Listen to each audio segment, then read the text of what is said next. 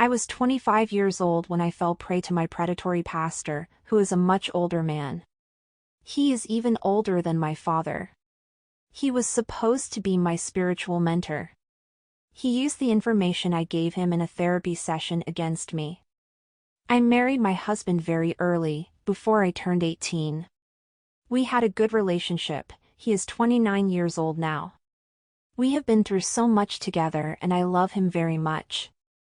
However, I felt like he began to focus on work and wasn't there for me emotionally.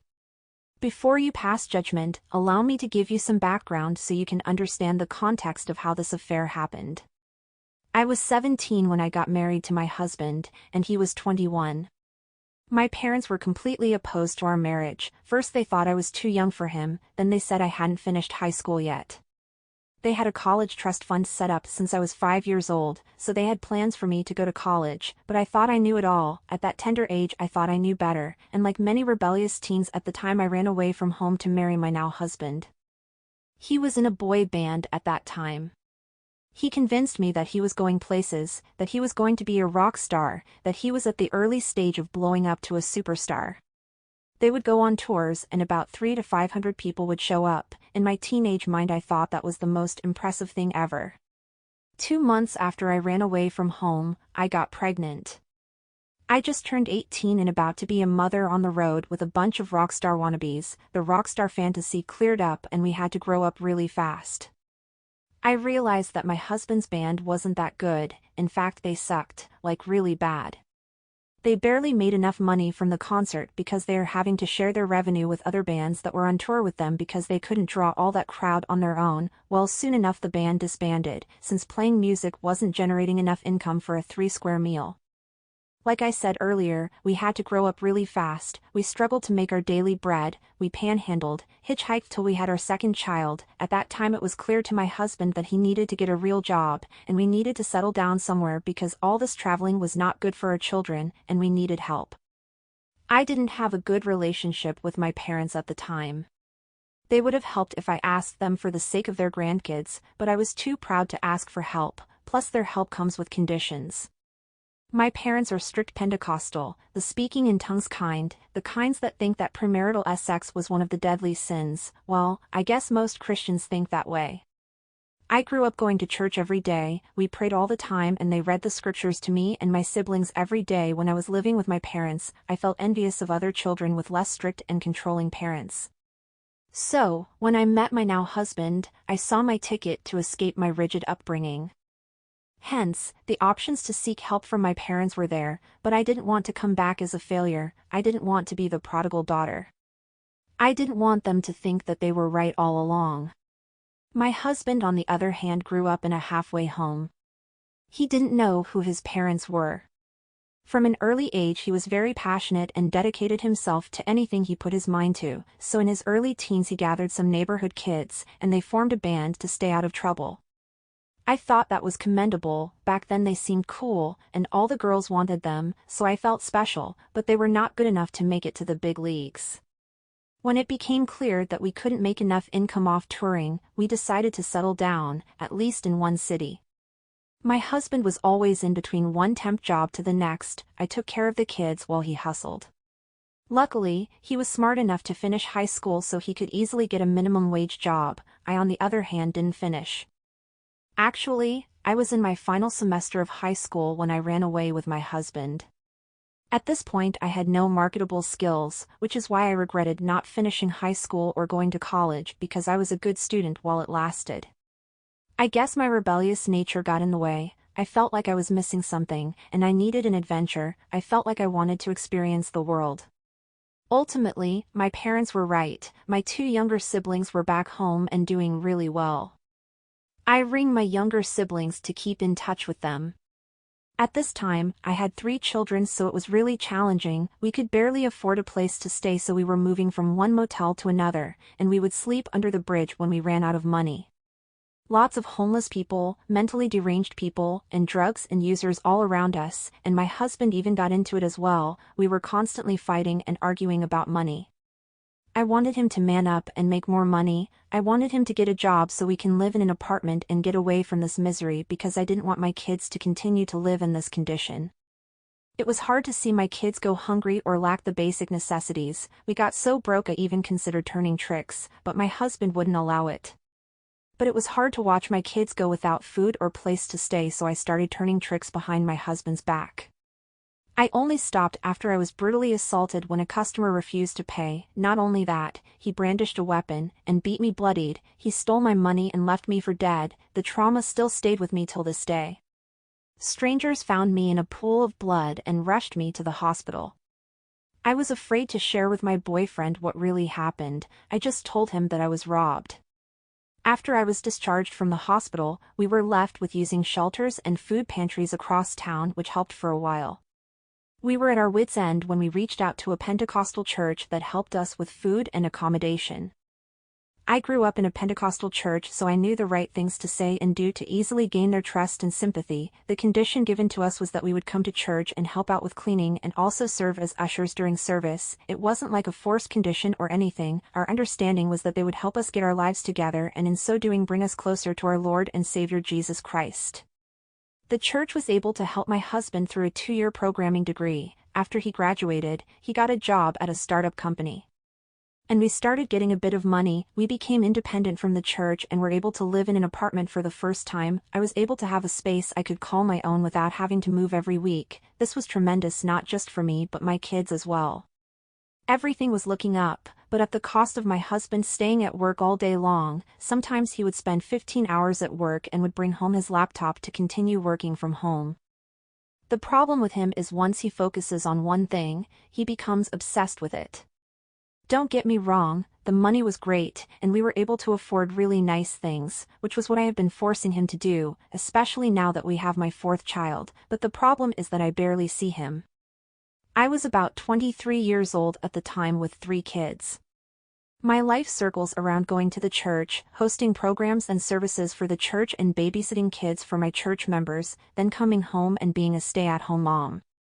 This was really not the life I envisioned. I thought I would be married to a rock star, tour the world, have kids when I'm 30 and settle down. My husband, who used to be the long hair ready to fight, pot-smoking bad boy, is now a clean-shaved computer nerd. We became less affectionate, as he devoted most of his time to his job. He became really boring. Every conversation was all about his job and the project he is working on and how he is going to be making lots more money. I was really happy for him because I felt like he had found something that he was really good at. They appreciated him at his job, and in a very short time he was making 6 figures. Things were looking good for us. It was a true story of coming from the bottom to the top. I finally had the chance to rub it on my parents' face. I was so proud of my husband that things turned out well for us, but deep inside I still felt unfulfilled. About 5 years later, I was more involved in the church, hosting services and sometimes teaching Bible studies. Additionally, to earn some extra income with all the free time I had, I opened a daycare on the side as well. The daycare was just to keep myself busy because my husband's income has grown exponentially at this point. With more money comes more time spent on his job, more time to learn this program or that program or travel for work. He was married to his job, and I felt alone. I felt like he was a roommate to me. There would be times when we would go for weeks without having sex. First I thought he was cheating on me or had another family by the side, but wrong, he was clean as a whistle. Back to now, at 26 years old, husband makes good money, family more financially stable than ever, but still being weighed by memory of being brutally assaulted and accumulated of postnatal depression had taken a toll on me, so I still felt depressed, unhappy, and lonely. I occupied my time with my kids. I started falling into depression, then I started gaining weight. We moved to a different part of town, better neighborhood, and we joined a different church. My husband wasn't as active in church as I was. He is the type that only goes to church every other Sundays. We both recognized that our marriage was on the rocks and wanted to proactively do something to improve our relationship. We knew that the church offered a marriage counseling session, and I suggested that we attend one together. Although my husband felt that our marriage was fine, he knows there is room for improvements, he reluctantly agreed to it because he saw that I wanted it. Our senior pastor normally carried out the marriage counseling. He is usually very busy, and everybody wanted his attention because he is very smart. He knows the scriptures like the back of his hand and seems to have an answer to every question. Our first session was on a Monday evening. He spent most of the time getting to know us and our relationship dynamics. He is great at making us feel comfortable and talkative. In our 45-minute session, he was able to disarm our defenses and get us talking. He recommended in our first session that we should dedicate more time to talking about ourselves and enjoy time together without involving work or the kids. He also gave us some practical techniques to use in order to improve our communication. He also told us that it would be a great idea to travel on vacations, which is something that I had suggested to my husband many times, but he has always been procrastinating. Our next counseling session was scheduled 2 weeks from that day. When we got home, we practiced most of what he taught us, and in a short time frame we were able to improve our communication dramatically, but there were still plenty of rooms for improvement. 2 weeks later, my husband was in the middle of a product launch, and it was impossible for him to make it to the counseling session, so I called ahead of time and left a message. The pastor's personal assistant contacted me later, saying that the pastor would like to see me anyways for an individual counseling, and that I should come regardless and that we could do individual counseling. I remember arriving at his office 20 minutes early. He was counseling another couple. I was waiting in the lobby until it was my turn. When I entered his office, I was very apologetic about my husband, but he said it was all right and told me to have a sit on the couch. Our conversation started out with us talking about the relationship with my husband and the improvements we have noticed so far, then it veered toward personal hobbies and what I do for fun, etc. He gave me some flattering compliments but nothing inappropriate, which was well received. Then he started sharing his experiences of things he has accomplished in his life. It was almost like two friends chatting. Just few minutes of our conversation in the beginning was about my relationship with my husband. The rest was me and the pastor getting to know each other and sharing personal stories and laughs. I wasn't really attracted to him, but I was comfortable around him. I felt like I could say anything and not be judged. I felt like I could ask any question and get a good response, and for the first time since I was brutally assaulted, I told him what really happened and shared with him my traumatic experience that I have never shared with anyone, not even my husband. For once it was refreshing to feel like I'm speaking with a grown-up. The counseling session went over our allotted time. Another couple were in the wing ready for their turn, so his secretary knocked on his door to let him know that another couple was waiting. Instead of scheduling another session with my husband, we scheduled another individual counseling. I didn't question why. When he suggested that we schedule an individual counseling, I knew something wasn't right, because the original plan was a couples counseling to build the relationship between me and my husband, to bring us closer together, by teaching us how to communicate better. Deep inside I knew things was veering off course, but I felt like since he was so comfortable and has been doing it for a long time, I trust that he knew best, and it was part of the process. I enjoyed his presence and I find him intriguing. When I went home, my husband was a little surprised that we didn't cancel the session. I told him that the pastor felt like there were a lot of things that I needed to work through. I knew this wasn't entirely true. I don't know if it made sense to my husband, but he was glad that he didn't have to go again. Perhaps it was because the counseling was my idea to begin with and he was doing it to shut me up. That pastor has been in that church since I started, but I never really noticed him or looked at him any differently prior to our marriage counseling sessions. The next session was scheduled for next week. I suspected that something was wrong because counseling is bi-weekly, not weekly, since he was always super busy. Even his personal assistant made a comment in passing that weekly counseling is rare, and I must be lucky. I took it as my problem must be really dire. I didn't really know how to handle it, but I responded by smiling and feeling like someone cares enough to take time out of their busy day for me. On the Sunday before the individual counseling, the pastor was preaching a sermon. Couldn't tell you what the sermon was about, but I remember how I felt about it. I felt really proud and overwhelmed by him. As ridiculous as that sound, it was like knowing a celebrity. I found a new appreciation for him seeing him on the pulpit that day. He is not particularly good-looking or strike me as an impressive figure. He was in his mid-50s, gray hair, physically fit, about 5 feet 8 inches, not as impressive as my 6 feet 1 inch husband, but he dresses nice. All his outfits are starched in iron, and he pays attention to the finest details. I have heard several sermons from this pastor before, but have never felt the way that I was feeling that Sunday. He was more charismatic than I remember. I wouldn't go as far as saying that he was as captivating as a rock star on the altar, but it was close. I guess at this point I started understanding why people thought he was so great. That may be why the secretary said that I was lucky that he scheduled an individual counseling with me in such short interval. I felt lucky that I would have the opportunity to see him again. I don't know why I felt this way. I naively thought that he had a fatherly love for me, and I had little control over how I felt. I was thinking that maybe I was feeling this way because I have never had the opportunity to appear vulnerable to another man other than my husband. I have shared the darkest trauma that happened to me with him, and I wasn't able to share it with my husband. On the day before the individual counseling, I was feeling anxious and apprehensive.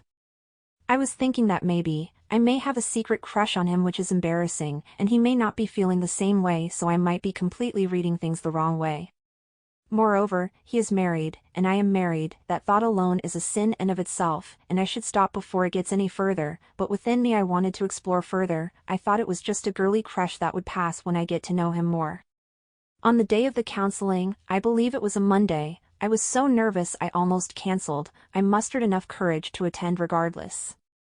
Much like the other session, this session was just a chat about our life, except that we didn't mention anything about my husband. I sat across the couch from him, so it was really like a therapist couch session.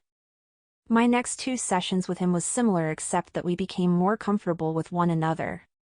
My husband used to ask me how the session was going, and I would say it was going great. At that point I was feeling good about my marriage because I felt like I had an outlet. I was treating my husband well, I wasn't nagging him like he used to complain about, and we weren't fighting as we used to.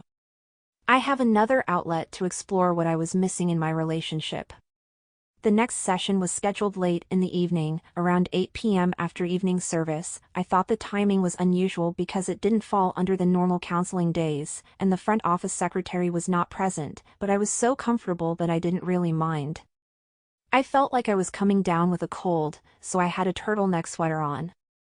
As soon as I came into his office, he noticed that I was acting chilly. He used that opportunity to sit close to me. He asked me how I was doing, and I said that I felt like my temperature was running high.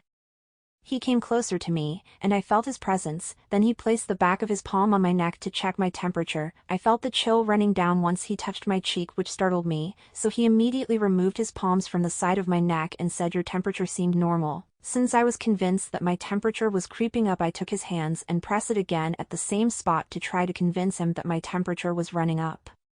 At that point we were so close together that I could feel the tension. Before I could say a word, he leaned forward and tried to kiss me on the lip. I responded by turning my face away from him, exposing the side of my neck. He started kissing my neck, then down to my cleavage.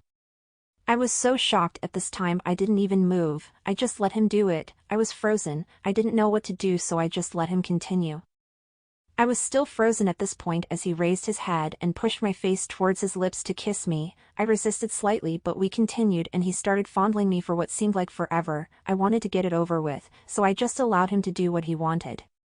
He reached his hand downstairs and tried to finger me, but I resisted. He tried to unbutton my pants, but I wouldn't let him, so we just kissed. At some point I slowly started pulling back. I was starting to come back to my senses, and a feeling of guilt started to grow inside. I felt like things escalated quickly. I pushed him away slightly with my face down. I told him that we can't do this. I stood up from the couch without looking back, and I left his office. I went home that day feeling guilty about what happened. I felt like I have committed a great sin. More than that, I felt like it was my fault, like I tempted him. I caused a man of God to sin. I was so depressed I didn't go to church for 2 weeks.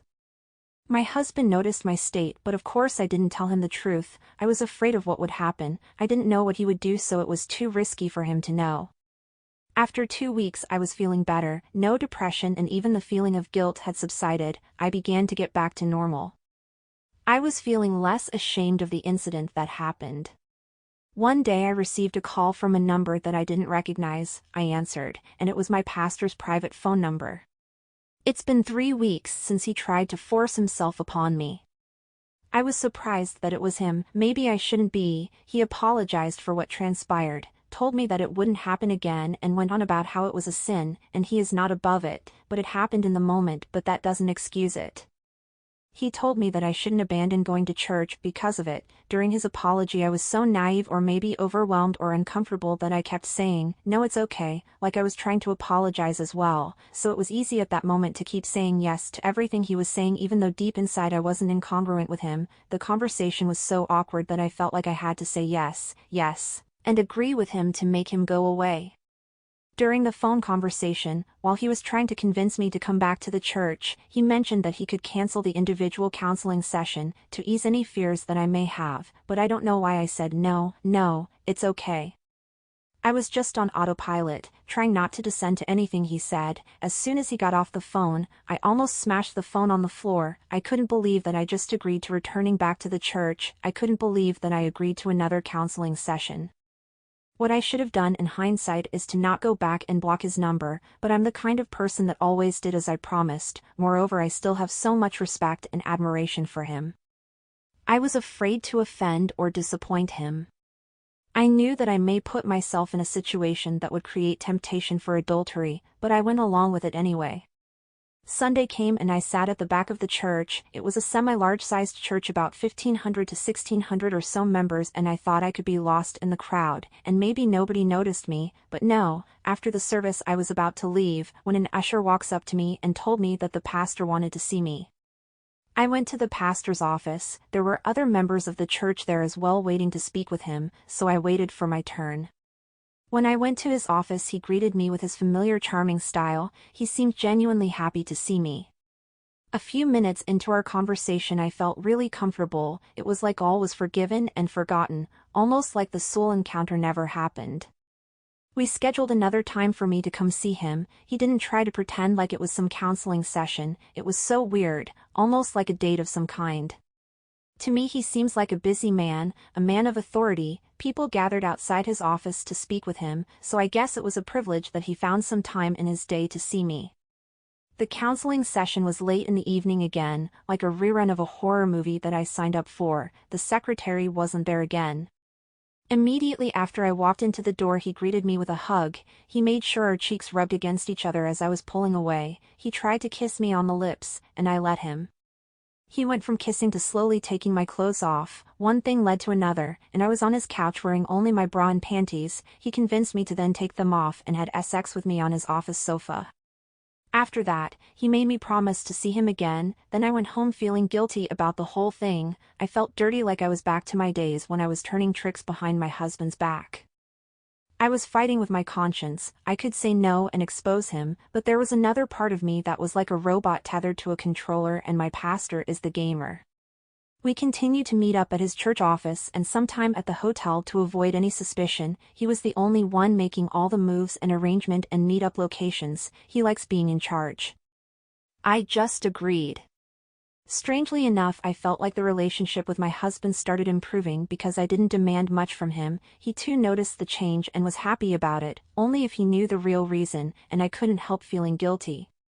I struggled with my conscience, trying to justify the relationship with my pastor and being a true believer at the same time, but it's much difficult when your spiritual leader is the one that is always forcing you to sin. He continues to preach against the same thing we would be doing that night after service. It hits me more when I see his wife by his side and his 2 kids that are older than me. He is still comfortable preaching every Sunday and Wednesday in front of all these faithful people. At the time a part of me felt like he was a charlatan and a master manipulator, but of course back then I was still caught up in the fog of the affair. At this point the affair had been going on for about 4 months now. He opened my eyes to a lot of erotic experiences, some of which were depraved and provocative. I am not the type that watched adult content or ever find pleasure watching other people engage in intercourse, so my only experience with intimate positions are the proverbial missionary and doggy positions. My husband has tried to convince me to try other things in the bedroom, but I haven't always been receptive, because of the trauma that I suffered way back when we were on the streets. However, I have done things with the pastor that my husband wanted, but I turned him down. That really made me feel more guilty, and the worst of it was that I even felt like I was cheating on the pastor with my husband. My affair revealed to me the extent of how boring my soul relationship was with my husband. Sad to say that I felt submissive towards the pastor, and in a strange way, even though I knew in the back of my mind that he was using me. I felt guilty that I am trying new things with this man that I don't love and don't intend to be with, and I haven't tried it with my husband. It haunted me, so much so that I forced myself to start trying it with my husband as well after years of turning him down. What I realized during my time with the pastor was that I was being selfish during intimacy with my husband, blaming him for what happened to me in the past, blaming him for my past trauma, blaming him for the reasons why we were homeless and subconsciously holding everything over his head. Sex with him was to pleasure me and I had little consideration about him. I didn't allow myself to enjoy sex with him after my assault. But after I started the affair with the pastor, I felt guilty, and out of guilt, I made a deliberate decision to spice things up with my husband. Those depravities that I have acted out with the pastor, I wanted to try it with my husband to lessen the guilt of the affair. One evening when my husband came home from work, I prepared a bath for both of us. I haven't done that before, gave him BJ and was intimate with him on the bath. That night we did things that we haven't done before. It was like a new experience for us, and he was taken aback by it. He wanted to know why I was so adventurous all of a sudden, and I told him that I was just trying out new things. He made a joke by saying that was it what I learned in therapy? That threw me off for a second, and he noticed how much I overreacted defensively. Because I was upset about it and got into a fight, he apologized but took a mental note. His comment really scared me. It began to dawn on me how risky the affair with my pastor was. I started to think about the consequence of what would happen if my husband happened to stumble on the truth. I was so paranoid that I thought he was testing me. I thought he may already know something but was pretending like he doesn't know. The next morning when my husband left for work, I was really shaken up by what he said the night before. I suspected that he knew something and I panicked, and I started a chain reaction that would turn my life upside down. I texted the pastor saying that my husband is suspicious about us, and I sent some detailed information by text which I shouldn't have and would later come back to bite me. The pastor called me and requested that we have a meeting immediately because he doesn't want to communicate by text or on the phone. We met at a restaurant outside of town. He normally disguises himself. For some reason I was nervous about the meeting. I wanted to end the affair, but I had a strong feeling that he wouldn't take it well based on how controlling he has become recently, so I downloaded an app to record our conversation. He came early before me and picked a table. He was drinking coffee when I arrived. My recording was on. The first question he asks me was how my husband knew. I told him that I am not sure whether he knows or whether he is playing mind games. I told him that we need to stop seeing each other, because I was nervous about being discovered. He responded, "That is that all?" I said yes. He said that I should not rush to judgment, and I shouldn't panic. He told me that I shouldn't text or call using my phone. He said that he would buy me a burner phone so we could talk to each other on it. I responded that he doesn't understand, and he is not listening to what I was saying. I told him that I wanted us to stop seeing each other because my husband may find out. I asked him why he is not so concerned, that he would lose everything. I told him that he has more to lose than me, so he should want it to end more than me. He said he understand, but he loves me so much, which is why he was taking all this risk. At this point I thought he was crazy. I didn't love him. I thought of him as a mistake, a predator that used my emotions and vulnerabilities against me. An escape from my normal life and a grown-up that had all the answers. So, I was worried. We both came out of the meeting with different conclusions. He wants to slow down and wants us to be more careful about the affair to avoid discovery. I, on the other hand, already decided that I wanted to end it. The next day a FedEx driver delivered a package that required a signature. It turned out to be a burner phone from my pastor. I thought it was insane and risky for him to do that. To me this has gotten out of hand, and I thought it was another way he wanted to use to control me. I didn't even use the phone. I wanted to throw it in the trash, but I changed my mind at the last minute. We normally meet at a scheduled location on Thursday, but I didn't show up that day. He called my phone, and I picked up. He asks me why I didn't show up and why I wasn't using the burner phone he sent me. I responded that I no longer wanted to do this anymore. He started putting pressure on me, saying that this is something that we have to discuss in person. I told him that I felt like he was being too needy, and it was very unattractive, and that we are taking too much risk, which is one of the reasons why we should call things off. After that phone call I didn't hear from him for a while. I began to work on my relationship with my husband. It was great for a while. We stopped fighting and arguing. I intentionally paid attention to how I treat him to improve our relationship. In the bedroom aspect, I told him to do what he wants to do without asking for permission and be more in control. It took him a while to get used to it because it didn't come off naturally. He reduced his hours at work so he could spend more time with me and the kids. This went on for a while, but it didn't seem natural to him. Didn't take long, but he slowly but surely reverted to his old self, which was frustrating. At this point it was maybe about 2 or 3 months since I stopped seeing the pastor, and I haven't been to that church since then. I even started searching for a church for my children and I. My old church people called us to check on us and to ask why we hadn't been coming, and I told them that we are planning on moving out of the area. Even my husband thought it was strange that I abruptly stopped attending church and going to therapy. We found another church, started attending, we started to settle, everything was back to normal. My kids were happy with the new church and my husband only went once. He is not a frequent churchgoer, he rather watches football on Sundays. Well, our intimacy went back to being normal and I went back to my old self, gained a couple of pounds, depressed as hell and loneliness started to creep in. I decided to find a real therapist this time. I found a female therapist. I tried to make it a couples thing by inviting my husband to join me, but he refused to go. I went for only 4 sessions before I quit, because it wasn't doing it for me. One Sunday I made the mistake of going back to my old church. It would be a lie if I tell you that I don't know why I went back. Maybe because I wanted to see my fellow church members, maybe I wanted to see the pastor again, maybe I wanted my life to go back to what it used to be a few months ago because I was starting to feel miserable. After the service, some of the church members that knew me recognized me. Because they haven't seen me for so long, they gathered around and started chatting me up. We were talking and catching up. I guess the pastor must have identified me from the small commotion. He approached me. At first, he was curious why I was there. He asked if I could come to his office so we could talk. I did. There were a lot of people in line there to meet him, but I was jumped in front of everyone and was brought straight to his office. He wanted to know how I was doing. He didn't try to ask me why I left or why I came back. He just assumed that I was there to see him. He acted like he was concerned about my well-being. He asked me if I wanted to see him again, but I didn't really say anything. I guess I was shy, but he set a date for us to meet, so I agreed. And that was how we started seeing each other again. This time wasn't that frequent, just once a week. Our meeting location wasn't at the church office, just strictly hotels and parking lots sometimes. I avoided going to his church and stayed at my new home church. About 2 months after the affair started again, one day, he canceled for the first time. He said that things were not going well for him and that he would talk to me later. He sounded really strange, but I didn't think anything of it. The following day my husband came back from work. He confronted me with a local paper in hand. The local newspaper had a headline story about the pastor. Apparently multiple women from that church came forward to expose their ongoing affair with the pastor to someone at the papers.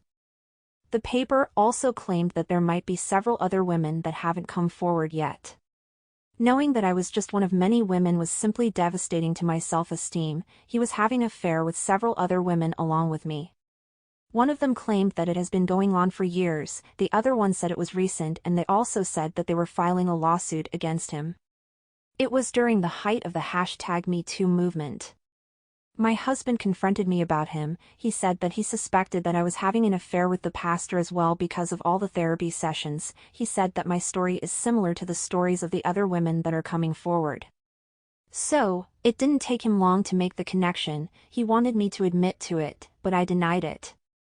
I thought he wouldn't be able to prove it. Well, I was wrong. He was able to retrieve all the text messages I deleted on my phone. I don't know how he did it, but the evidence was right there. I finally came clean but tried to convince him that he forced himself on me, but it was hard to believe that because he could see the frequency of our calls and some of the deleted text messages. Moreover, he said that I should have informed him about it, and in any case, I was guilty of cheating. I tried to explain to him for the first time about the assault I suffered when we were homeless and the real truth about what happened, and he wouldn't even believe me. I felt like he didn't care about me, and I know it would be devastating for me and my kids if he leaves us, so I pleaded for forgiveness, but he shocked me by saying that our relationship has been over for a while. He made an accurate connection on how long the affair had been going on. I felt ashamed and was devastated on how it affected my husband and how it destroyed my family. He left home that day and didn't come back for 2 days. The following day he told me that we were separating and that I should hire a lawyer. My husband made really good money, and at the time I was unemployed. On the separation agreement, I would have primary custody of the kids and some alimony. He also allowed me to keep the family home for the sake of my kids. I really regretted my action. I really wish my husband would come to realize that I was taken advantage of by a predator, and it wasn't my intention to have an affair with that nasty old man. What hurt the most is that this pastor was a pig and has done the same thing to multiple vulnerable women that came for him for help. He used me for sex just like he used those other women. Nobody knows how many women he was using in a church or elsewhere. I would like to think that I was a victim because he manipulated me and cost me the love of my life and separated my family. I was more upset when I learned that he got off so easy. Unfortunately, the court dismissed the case brought against him by those women because it was reported that the act was consensual, and get this, he admitted to the affairs and confessed his sins in front of the congregation. The elders placed him and his wife on a 120-day paid leave and ordered them to attend marriage counseling twice a week. He'll be back on the pulpit and serving as lead pastor again after the suspension. The young women were not publicly revealed, but most members knew who they were not offered counseling, and they permanently left the church.